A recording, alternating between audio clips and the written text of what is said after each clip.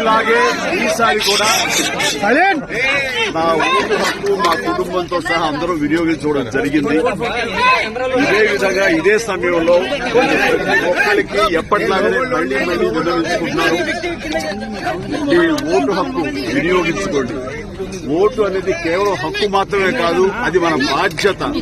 So ఆ బాధ్యత అనేది మన దేశ రాష్ట్ర రూపురేఖలు మార్చివేస్తుంది.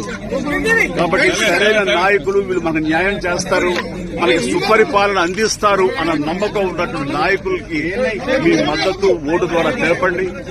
ఆ తర్వాత మన అభివృద్ధిని రావడానికి, అభివృద్ధి పథంలోకి మన దేశం కానివ్వండి, రాష్ట్రం కానీ వెళ్ళటానికి మీరు దోహదపడేవాడు అవుతారు. So please make use of your vote power.